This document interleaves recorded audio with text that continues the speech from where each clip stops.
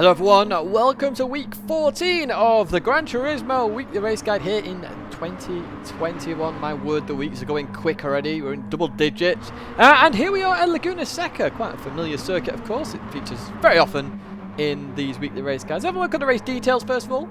We're racing 4 laps here at Laguna Seca. It's a grid start and we are on the sports medium tyres. And as you can see, we are in the Mazda MX-5. So there should be some very good close racing here. In fact, there is some very good close racing here. Let's jump to the race. I'll talk you through some tips, tricks, a lap guide, and also the fantastic action to boot. Here we are then at the start of the grid. Of course, everybody should be popping up their lights at this point. Map that button, pop up your headlights, flash everybody. It's legal in Gran Turismo. Let's go as we get ready. Now, in terms of the start of this race, grid start of course, traction control on 1 is very worthwhile here. You're about to see the difference between on and off as we start on 1. See it being used there, and off we go. Shelty turned it off a little bit too soon there, and you saw the consequence of that. So we're going to go 3 wide into turn 1. Because what could possibly go wrong? We know Shelty, we know Eljura, we know this can go okay-ish. Down we go, Eljura backs out of it a little bit here. And up ahead, they're 3 wide as well. So nobody died, which is interesting to say the least. Oh, wait, one person potentially nearly died. Who's that? I think that's Max Power maybe. As we look to try and get on the inside of Shelty into turn 2. Very close race in this though, very close. And fairly clean in the grand scheme of it. I mean, if someone's going to dive at turn 1, they're going to take out 2-3 cars straight off the bat. And there is a potential of that happening. So in turn 1, just be careful being on the outside. In fact, be careful being on the outside on any single corner, as you will see a little bit later on. Down the inside of the finish, driver, we're going to attempt to go. Not going to quite work out though. It's going to fall in behind a big shake. And they're going to go 2 wide into this fast left. That's very sketchy up ahead indeed. I'd be very, very scared if I was anybody up ahead. Max Power loses out massively there though. So we're going to go down the inside of Max Power. Happy days. Up another position. We're doing okay so far. P9 here. The reverse of P Steve. Anyway, in towards the corkscrew we go. Again, side by side in the corkscrew. Kind of dangerous. See, Gianni gets it all sorts of sideways. A little bit pushed tight there was Gianni. We're going to go down the inside. They don't get a penalty though because I assume the contacts saved them there. And then we're going to look down the outside. I didn't notice Max Power down the inside there. So unfortunately, I couldn't go any further towards the left there. Just hung out to dry. That is why you don't go on the outside really on any of these corners. Bit unfortunate, but we continue racing all the same. So through we go. Back down to P12. Ripperoni. What we are going to do though is actually go onto a track. This is the only lap I could do. I actually filmed a time trial lap just in case I couldn't get a lap out of it. But we do have a lap here where I can discuss the brake markers and such. Heading towards turn 1, you're going to brake just before the 3 marker. So basically where the first white line is after the sand stops. Brake just before that. And you want to stay in 3rd gear for most of the braking zone and then drop to 2nd at the very end. And notice how I dropped to 2nd at the very, very end there. That's what you want to do. So you want to try and clip both those curbs if you can. Be careful on exit, there will be a little bit of oversteer. Head towards turn 2 then. On the left hand side you have that gravel, the darker gravel there. That's what I always use here. You potentially can use the speakers on the right hand side as well. Pick and choose what you like there. Now remember, I do have an ultimate track guide for this. You can check that out in the description if you really want to go into detail here at Laguna Seca. For this corner it's just basically lifting. You don't really want to brake. Sometimes you might have to brake a little bit, but as the curb ends and starts to come towards the circuit, that's when you lift and turn in. So just be careful of that. On the right side we have the billboard. So the first billboard there, literally the start of that is when you want to start braking. You can notice I've just gone 100% on the brakes here as well. It's always better for this corner as well to maybe potentially brake a little bit later to get a nice turn in. Sometimes if you brake a bit too early, you can cut it too much, hit the sausage and end up going wide. So just be careful of that.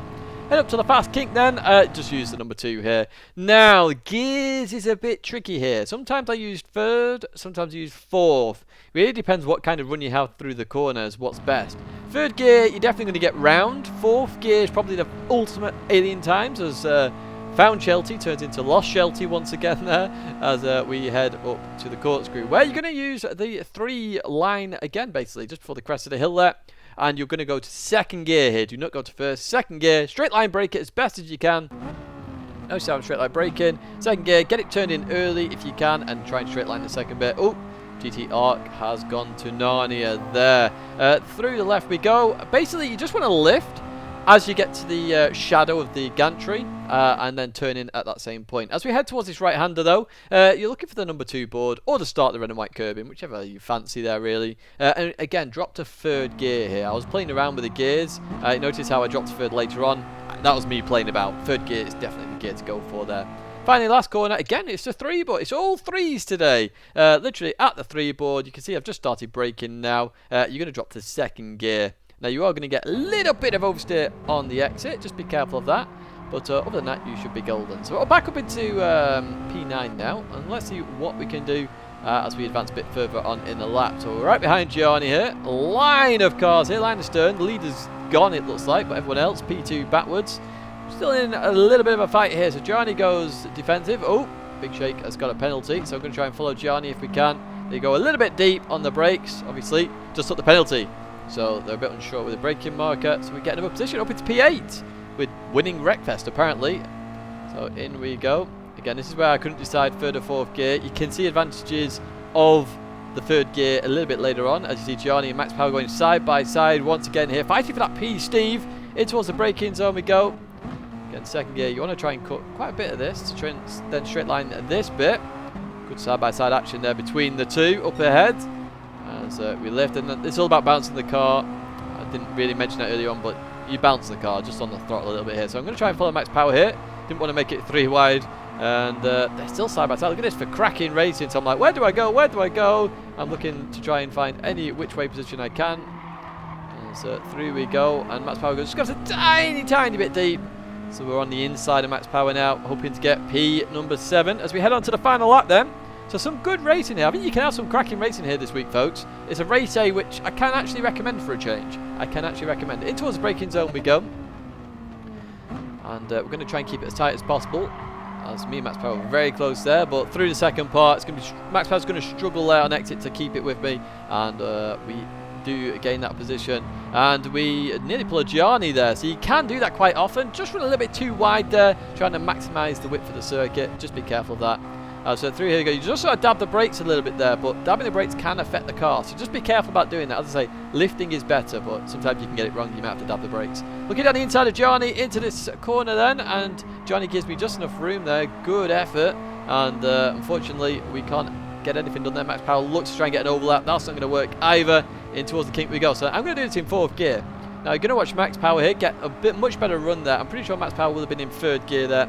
As we then head up. Oh, Matman's been off there as well. So we're going to follow Gianni down the inside of Matman and hope for the best here. As we just get it stopped. Unfortunately, Max Power just goes into the back of Matman there. He just let Matman come back on circuit. And then they go racing again. But we're going to look at Gianni here. We're in P Steve at the moment. And Gianni gets a penalty. That's good for us. Means as long as we stay within a second of Gianni, we should get that position. Because remember, all penalties round up at the line. So don't cut the corkscrew on the last lap. There's a top tip for you. In towards the braking zone we go. We got a little bit too deep though. And unfortunately, making mistakes. Svetlio's got off somewhere there as well. Max Power went down the inside. We're going to have a run on Svetlio though. Are we going to get P5 from Svetlio as we head towards the line? Or it's going to be P4 technically. We stay P5. And we are 69 thousandths. Well, it did say 69 thousandths. It's gone up a little bit there behind Svetlio. But that's going to be it for race A. I'll say a good race. Let's head to race B then, where we head to Brazil. Where we are indeed at Interlagos, which, if you didn't know, you're about to find out, is the balance of performance circuit. Now, I don't fully know how they do the balance of performance here, but it is where they do it in Group 3, or at least used to. Anyway, I don't know whether it's still the case right now, but let's have a look at the race details.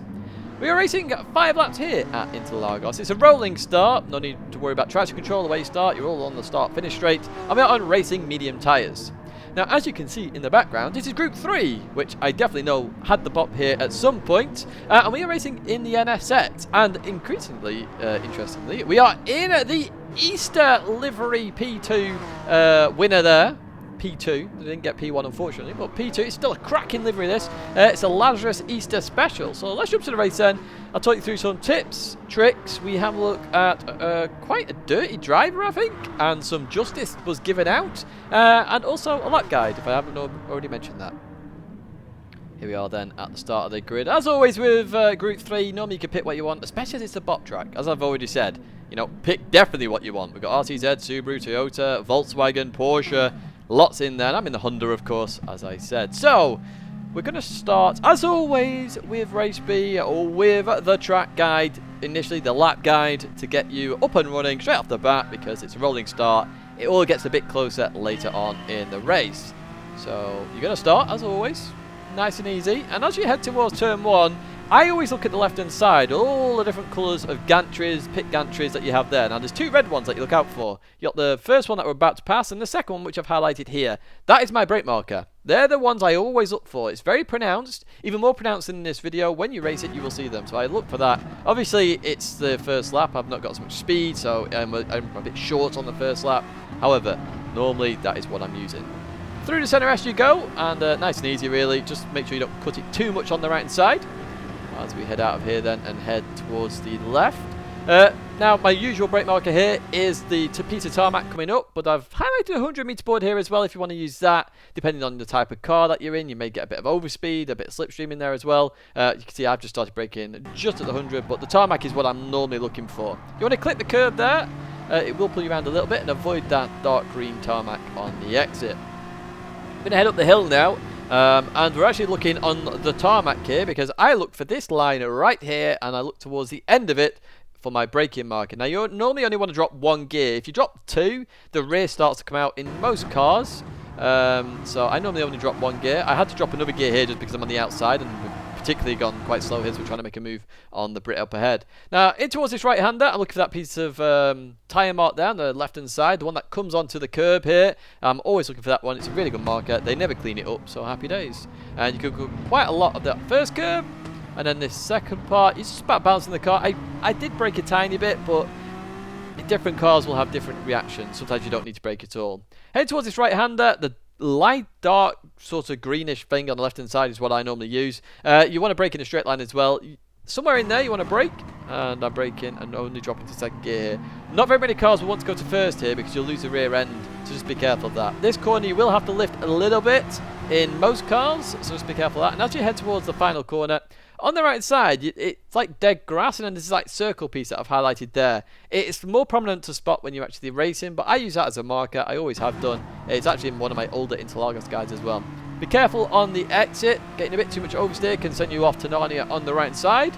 And that is literally a lap guide of Interlagos done in a nutshell. Now it's time for some fun. As I say, there's some justice given out, I think, in this race, but we'll find out as the Brit just moves over. They didn't have to move over there. Big Os PL81. I would have happily had a good race for you towards turn 1, but thank you all the same. So in towards turn 1 we go. Some hard fighting going on overhead between Ivan and Domo Pierce. Not sure what that was all about.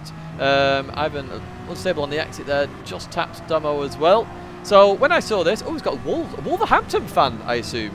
But as I saw that, I sort of guessed what was going to happen here, and that they were going to both brake quite late. So I tried to brake early here, let them both go a little bit deep, as they do, and I wanted to get on the inside quite quickly here.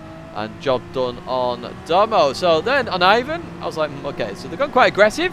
So I'm going to look to hopefully get them to outbrake themselves, as they do, and then I was going to go on the inside. So another lovely little move there. Happy days. Just reading into what a driver's going to do. Can gain your positions rather than trying to outbrake them on every single corner.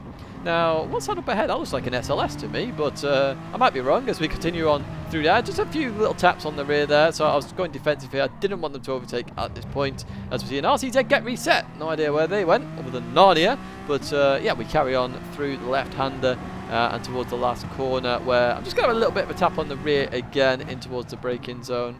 And there we go, just a little tap. But they're not trying to be dirty or anything. It's just, you know, not judging what I'm going to do versus them, what they're going to do. And you quite often find that in race B, because it's not strategy based. People just want to jump in and race. I'm going to go for the overtake. I knew this was going to happen anyway towards turn 1, because the Toyota is very quick in a straight line. So we go side by side here, and then I'm going to brake a little bit early here again. I was hoping they were going to outbrake themselves, but they don't. So fair play, Ivan. Good effort. And through we go. And we're going to continue racing here. So good little bit of battling going on. I think you can experience some of this battling yourselves, folks. So race B, while it's a very common one, it's probably common for a little bit of reason. We can have some good battles here. So coming into here, I was expecting Ivan to outbrake themselves again. They brake a little bit, not so much. So then I was like, well, maybe I should go for the same move again. Has Ivan learned what I do here? So we do the exact same thing. And Ivan has learned. Look at this. Beautiful defensive driving. I was like, oh, okay. Fair play. Round of applause, Ivan. Good effort, mate. Good effort. Well defended. Nice to see that, you know, people adapting their driving. It's awesome. Anyway, through we go. You notice the German up ahead. No idea what's happening with that German. But they're the ones that we're interested in terms of justice in this race. Let's put it that way. So Ivan goes a little bit deep here. So we look round the outside. Again, some fantastic racing here as we go side by side towards the last corner. And not really the best place to go for a move. So we back out of it. Happy days. And we continue on as we head up the hill. So what's going to happen now? So Ivan's in the Supra. So I wanted to follow the Supra basically. It was the name of the game here. Obviously it's got much more of an overspeed than the Beetle. You see Ivan all over the back of him. But then Ivan went to the right. So I was like, okay, let's go down the left if the gap opens. It does open. And then they go left. And I don't know why they do that. Try and nudge me into the barrier. It doesn't quite work. But we take the position anyway. And a little bit of a reverse Moses maneuver there. Happy days, eh? We keep going. And we're going to have a carry on our race with Ivan at this point. As through we go. So Ivan's going to go straight defensive. Makes his intentions very known or very clear quite quickly. Let's get the words out, Tidge. And towards braking zone we're going to go. And if you have a look at the radar, we're going to have a launch and a half from the German. Yeah, and then it hits me again. I was just like, oh my word. So what I do, I flashed that entirety of that sector. Just like, wasn't really on. But we carry on racing all the same. I was a bit dubious at this point. And then my dubious was confirmed with this into turn 1. They release the brakes and literally drive into Ivan. So I was like, that's not very nice. So they both start having a good old ding-dong. And I was like, oh, around the outside, this isn't going to work out very well. Fortunately, we survived just. Really just. I don't know if they lifted or not, but I was scared at this point. I was really, really, really scared. So I was heading towards this corner, and I'm looking behind me constantly, and I would just release the brakes just to try and get around it as quick as possible. I didn't care about the oversteer, just wanted to go. But you can see all sorts of contact happening behind, and I was just like, yeah. And believe it or not, the German actually ended up at the back, so I'm not sure what happened in the end. I'm pretty sure maybe there was some justice. I don't know. But hey, we'll take that. And as I say, I think you can have a pretty good race here. Let's head to race C then, where we head to Monza. Yes, I think we might be doomed for turn 1, but we'll find out shortly. Let's have a look at the race details here at Monza. We're racing 10 laps here. It's a rolling start. We are on racing hard tyres. That's right, folks. There is no strategy. So I think this is quite a boring race, if I'm honest. Although the race you're about to watch is not boring at the start, let's put it that way. We've got fuel usage times 2 and tyre wear times 6, so there's no pits. It's just flat out racing from start to finish. As you can see, we're in Group 4 cars, and believe it or not, that means the Bugatti Veyron suddenly comes into play. A few other cars may be viable as you go through the race, but the Veyron is rapido, so it's probably the meta car here. Let's jump to that race then, and let's see what happens. Turn 1, lap 1, here at Monza. Here we are then at the start. As you can see, Veyron. Got a Lexus in there, got a Hyundai in there. Shout out to you, Cuba. We've got the RTZ in there. Not sure I'd pick an FF car for this one, I'm afraid, just because of the tyre wear. You know, it's 10 laps, no pits, so you'll be struggling at the very end. Now, look up ahead. So, you know we had that problem in Race B last time. Well, we've got a problem in Race C, as it's a standing start for most of us here as we get ready. But I had a good rolling start there compared to everybody else, so look at this.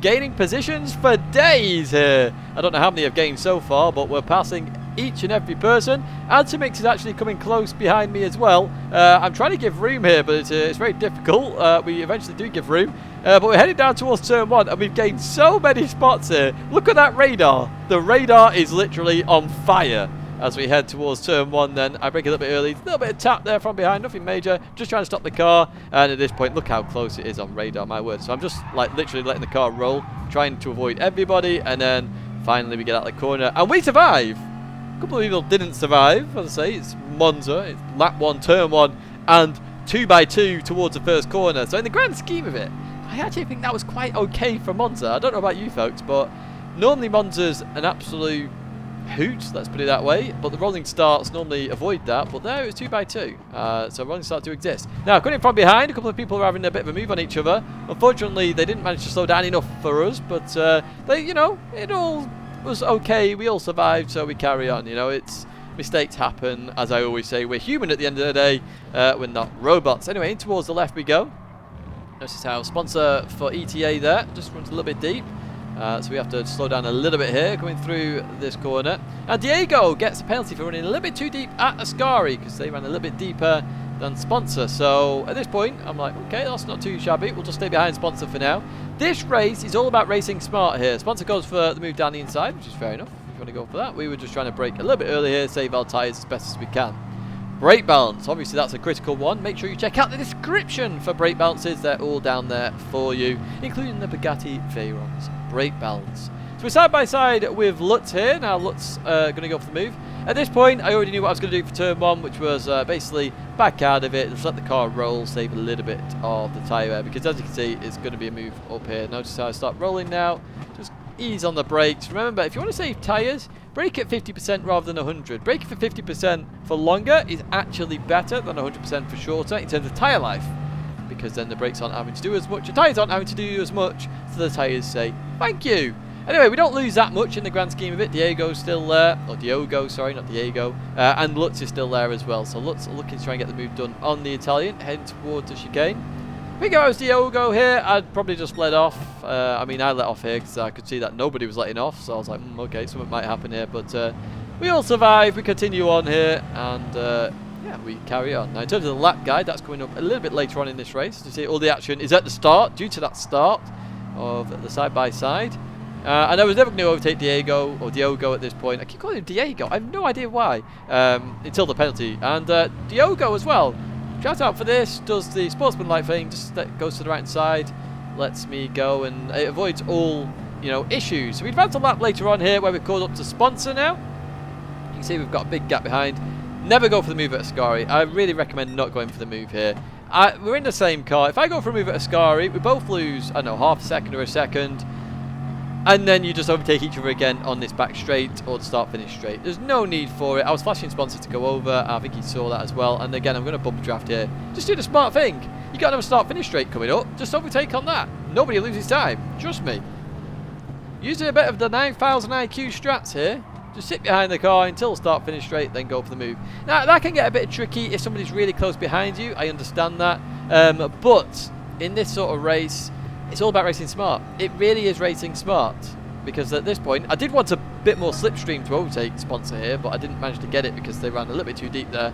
But even so, we're going to get the move done here. Sponsor's probably very well aware that I'm going to get the move done here. In fact, I think he's letting off here at this point. And we're going to get the start car stopped for turn 1. So, job done there, through into P. Steve. Happy days as through we go. So that's lap 4 we're on now, and you see the race has really died down at this point, and I think this is what's going to happen in the majority of races here. You have a lot of action at the start potentially, and then maybe a little bit in the middle, and then it slackens down towards the end. So we advance to lap 5 here. You see Lutz going for the move up ahead. Now look, notice the gap, 1.7 seconds here. I want you to see the gap shrink here. So it was 1.7. That gap now, look at, a second is lost. Even more than a second is lost there. It's kind of nuts to me, to be honest. But Lutz has gone. And again, for Paulos here, I'm just going to bumper draft them until start-finish straight. And then I'll go for the move. There's no slipstream up ahead. So I literally lose nothing from this in terms of just waiting, because I know I'm going to get an overrun heading towards turn 1 here. And this is what I mean about racing smart. You notice we're gaining on the leader as well by doing this strategy. We're avoiding all this constant battling because we're just going for the nice, easy moves. Not losing any time here at all as we go down the inside of Paulos here, the finish driver. And we're going to get the job done even before turn 1 to be able to come back onto the racing line. I'll just give it a little bit more of a gap just to avoid any ping issues. That's what I tend to do in Gran Turismo or any racing game, to be honest. But we get the car stopped here. I'm going to use that curb a little bit to our advantage. Accelerate out. Happy days. And Lutz is only there in the distance as well, so it looks like we might be able to have a battle a bit later on. Right, what we're going to do now, we advance to lap 9 here. Lap 9, this is the race nearly over with. And we're going to talk about the lap guide now. So Monza, the most common brake marker in the world, the 150 meter board, that's the one you should use. Now, depending on if you've got slipstream, not got slipstream, whatever it might be, use that as your mark. You might want to brake just before, as I'm doing, to make sure I stop for the corner, because I've got a bit of tyre wear now. Other times you might want to brake bang on it because you've got perfect tyres or the perfect situation. Just use that as your marker. We're going to fast forward a little bit here towards the next chicane, and it's a similar sort of thing here with the brake marker. The one I always use, the dab of orange paint, or the tarmac just after it. You can use either of these. I'm using the paint in this situation. Again, you want to brake just before this rather than at it, especially with worn tyres. You notice I went a little bit deep here. Avoid cutting that second part of the chicane too much. Oh my word, you'll get so many penalties. You're actually going to see one shortly, actually. Anyway, we're going to continue on here to Lesmo number 1. And basically, I use the shadow. You can see the brake marker's gone, but I always use the shadow here. Or the trees on the right, but it's the shadow in this instance. The time of day is perfect. I was juggling 3rd and 4th gear here, so you might want to have a play with that yourselves. Both are viable. Heading towards the second right-hander, I use the tree on the right, although I've highlighted the 50-metre board if you want to use that. Overall, entirely up to you. Now, I want to stay in 4th gear here, really, and use the curb to try and bounce us around a little bit. I think 3rd gear is a little bit too low. I think you'll lose too much speed there if you drop to 3rd gear for that second right-hander. Heading towards the Scari then. Again, it's my common brake marker here. So on the right-hand side, you've got the dab of orange paint on the barrier or the tarmac. You can use either or. If you've got slipstream, just be careful. I've got slipstream here, so I'm braking a little bit before that. I've got worn tyres as well. And 4th gear here for a Scari. As through we go. Lovely clip of that, as we see a Veyron off in the distance. And you can use quite a lot of this. That's about the limit in terms of cutting the last part of a Scari. Just be careful of that. Tsuma had a bit of a mare there at Ascari, so we're going to look to get the move done here because we've got a huge overspeed here, and we should still have the slipstream of Lutz. So this is the only time I would overtake in towards the Parabolica, and when you do go into Parabolica, you look for the 100-metre board. That's what I was using here, braking just before it here as well because I'm on the inside line. And then on the Parabolica, sorry. So as you go around here, you avoid that first light. That light there is your accelerating marker. Notice it's the second light in. That's your accelerating marker, you use that. Now at this point, I was debating whether to overtake Lutz or not, because I know Lutz could then get me back on the back straight. Or they might not. I wasn't too sure. So I was like, okay, I've got a bit of an overspeed here. I've still got to worry about Tsuma a little bit in the background. So heading towards turn 1 here. We just have a slight tap here under the braking. And you notice, you heard my tyres just screech a little bit. It meant my braking efficiency just stopped. It wasn't intentional or anything. But we all survive. I get a little tap from the rear. We all managed to survive turn 1, thankfully. But unfortunately, I get a track limit penalty. So we're going to continue racing all the same. Now, at this point, I was like, right, I need a really, really good second chicane here to try and gap Lutz and Tsuma, so that when I take the penalty, I'm still in a fight on the back straight there. So, do we do it? No, we don't. We run too deep again, and we cut it a little bit too much. So, the guidance for cutting that corner, if the sausage is on the left-hand side of your car, as in from the centre, you're more than likely getting a penalty. If it's on the right, you're more than likely not getting a penalty. Use that to your advantage. You see, we're pulling a gap here, so if we did manage to get the advantage, I think we might have survived this, you know, because it's about to go up to 6/10 of a second. However, we pull over to the right, and Lutz is going to go straight through me. Tsuma's going to go by me here as well. So unfortunately, we dropped down to P5. But I knew Tsuma would have to have a move at Lutz at some point in this. So I wasn't, you know, I wasn't in despair that I was going to finish P5 here, because I knew there may be some chance here to gain a position. But let's see what happens here. So through Ascari we go. We're going to head towards Parabolica for one last time here, and let's find out what's going to happen here. So Tsuma will have to make the move here at the Parabolica. Does Tsuma go for the move? Not looking like they're going to at the moment. In towards the braking zone we go. I think there may have been a slight bit of contact there. Tsuma backs off. Look, dabs the brakes. Let's go here. But unfortunately for Tsuma, this gives us a bit of a run. So are we going to catch Tsuma as we head towards the line here? This is going to be close. We head towards the start-finish line. There it is. And according to the left-hand side, we're P4. We get it by 1,000th of a second there. We finish in P Tolly. It's mine and Ollie's position here. P number 4. My word. That was a brilliant finish. But I do think this is actually quite a boring race, just on a side note. I think we just got lucky there in terms of that race. That's going to be it for this week, folks. I do hope you've enjoyed this video. As always, do give it a like if you liked it. Do subscribe if you want to stay in touch in terms of the content. There is a live stream there for you to check out. There's a video there if you want to watch a video of mine. Live stream if there's somebody else, of course. And my logo's there if you want to subscribe as well, if you want to go by that route. Au revoir and farewell.